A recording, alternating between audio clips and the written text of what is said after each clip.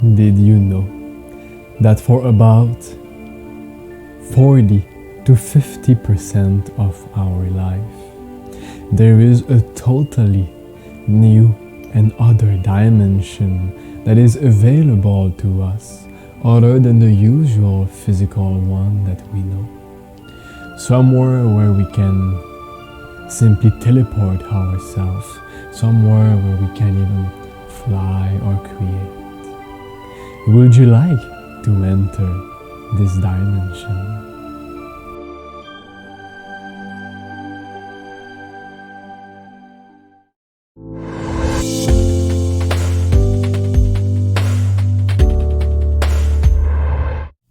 Sleep.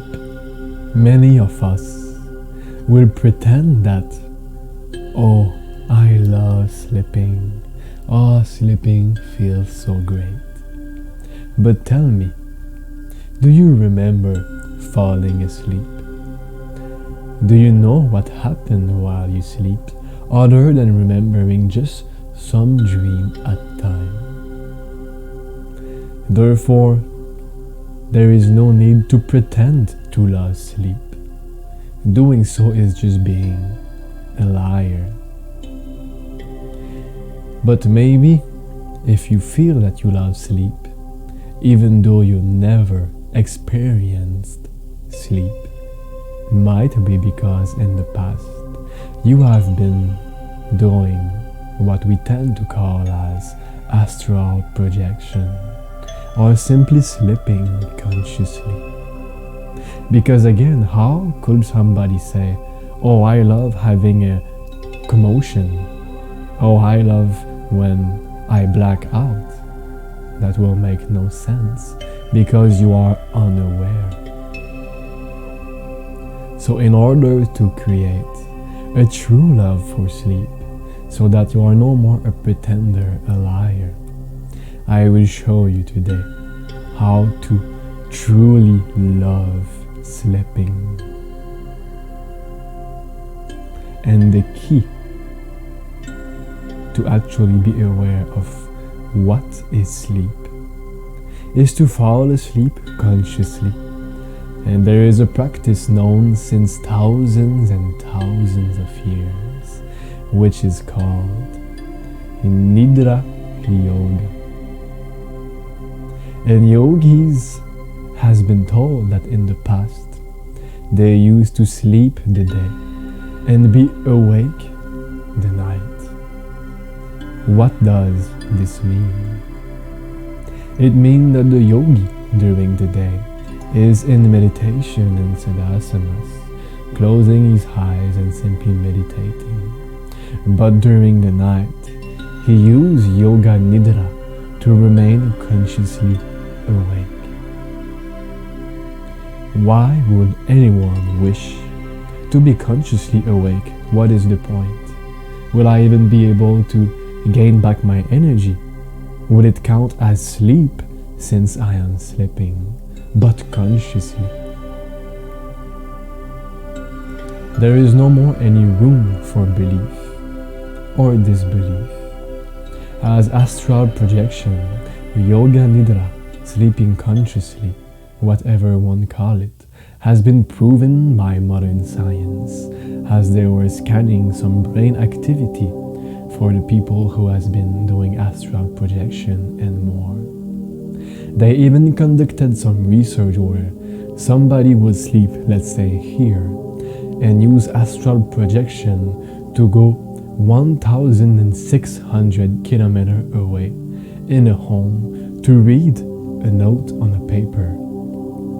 And they found out by this research and many other that we tend to not be able to read an astral projection. So the person were able to tell how many words were on the paper and the color of the paper. Also, it was a dark room, so this fact was not helping to read. And when we do get in yoga nidra, when we sleep consciously, it allows us, and again, this is proven by modern science, it allows us to have a totally different brain frequencies during the whole night, allowing us to reach deeper state of consciousness, a deeper state of being, allowing us to overcome trauma, overcome sickness, and heal in general. And in this realm, in the realm of dream accessible by astral projection and yoga nidra, there is possibility to teleport yourself anywhere instantly. There is possibility to levitate, to fly, and to create on demand. And even if you have some skill to practice, you can practice them in your sleep. When we think about it, sleep takes about 35 to 50% of our life, depending on how many hours we sleep. Which means that we waste 35 to 50% of our life being unconscious. And yet, people will buy a VR to have a virtual reality where they can create, where they can fly, where they can levitate. But those VR, those video games, are poor quality and actually poop next to the experience of astral projection and yoga nidra. So now that I have been talking about all of this, you might be interested to know how to perform yoga nidra. So today I will not focus too much about how to use astral projection, but if you wish, I might make a video for it. So let's begin with just yoga nidra. It's very simple. Simply lay in shavasana, and I will show you the pose with a picture. And as you lay down to sleep, make sure that your back is flat. There is no pillow making your neck like this. And your palms are facing up, and your legs are a bit open like this. And simply make an attempt to use your will and decide that you will remain conscious. So instead of just closing your eyes and leaving it to nature, again you will leave it to nature, but you will be utterly conscious. You will not allow your being to miss the moment when you shift from wakefulness to sleep. So you will lay in shavasana and simply close your eyes with a certain very small focus, not a big focus, very small, on the pineal gland, because this is the door where we leave the being, or should I say where we leave the physical body and re-enter the physical body. And as you will lay in shavasana, doing nothing in particular, just being a bit aware of this point, simply be a witness. Watch whatever there is to watch. Feel whatever there is to feel. And use your willpower to fully be awake, to fully be aware, and simply not let a single second slip away of your awareness. And as you will lay this in shavasana, there will be different stages where you might begin to first see the mind quiet. Second, the body start to almost not be felt at all. Then very possible you will feel that everything is turning this way, as if your body is turning like this. And then what is next, I will let you find out. But at the moment that you fall asleep, whatever is happening, however it feels, do not worry. Just be a witness and enjoy.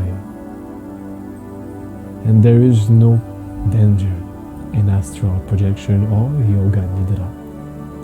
Because if anything negative happens, if you are in a bad environment, if you see something scary, you just have to focus on your pineal gland and imagine something positive. Feel an immense positivity, great joy, great love.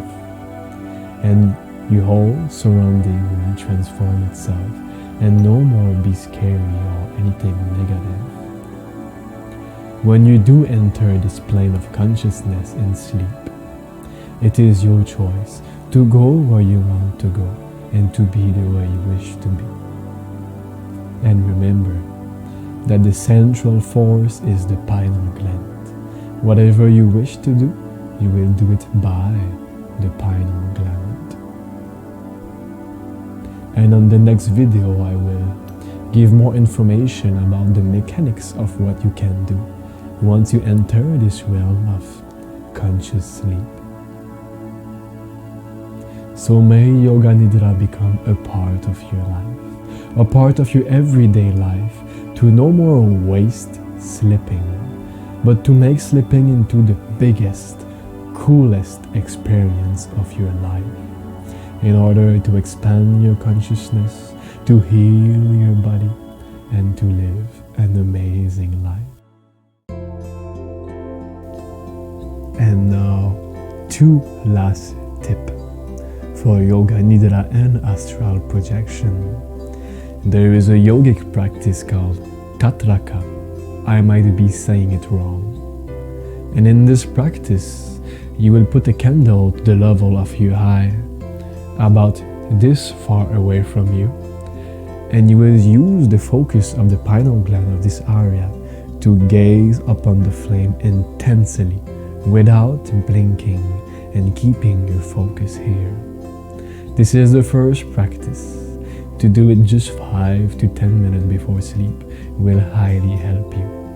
And the second one is to take a piece of paper, make a black dot in the middle, put it on the wall, and again focus with the middle right here from your pineal gland, from Agna, the third eye chakra, and intensely fix it. And you will notice as you fix it unmoving that the things around begin to change. You might begin to see some kind of energy or color, but whatever it is, just focus on this one point. So when you will be ready to do Yoga Nidra, you will naturally already have a focus on the pineal gland, and you will be ready to effortlessly get out of this physical body by this entry. So if you have any more questions about either Yoga Nidra or Astral projection, feel free to send me a message and I will be there for you. If you ever did Astral projection or Yoga Nidra, I lovingly welcome you to write down into the comment how was your experience, what was your technique, and why would you do it again or recommend it. Thank you so much for supporting Cosmic Seed community.